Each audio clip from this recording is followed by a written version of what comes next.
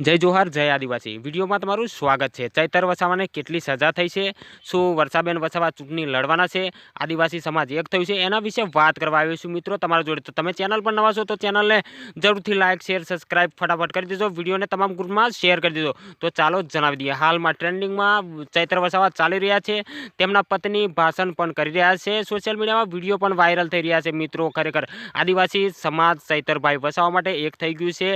ખરેખર તેમને સજા કેટલી થશે એના વિશે વાત કરીએ તો અત્યારે કોઈ નક્કી થયું નથી તેમને સજા થશે કે નહીં થશે। મિત્રો ખરેખર બધો આદિવાસી સમાજનો ફૂલ સપોર્ટ તેમને મળી રહ્યો છે અત્યારે સોશિયલ મીડિયાના આધારે તમે જોઈ શકો છો। મિત્રો કોઈ સજા અત્યારે થઈ નથી તેમને, તો અત્યારે વિડીયો વાયરલ થઈ રહ્યો છે કે તેમના પત્ની અને બીજા અન્ય 9 લોકો જેલમાં છે, એવા બધા સોશિયલ મીડિયામાં વિડીયો વાયરલ થઈ રહ્યા છે।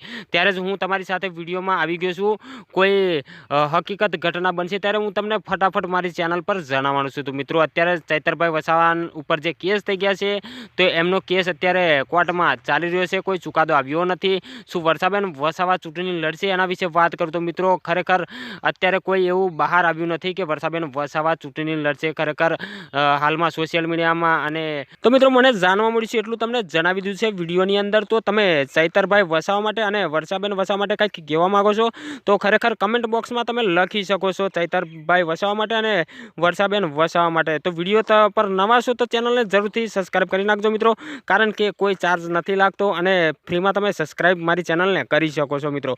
અને વિડીયો ગમે હોય તો શેર પણ કરી શકો છો। તો મળશું આ બીજા વિડીયોમાં, ત્યાં સુધી હું રજા લઉં છું। જય હિન્દ જય ભારત।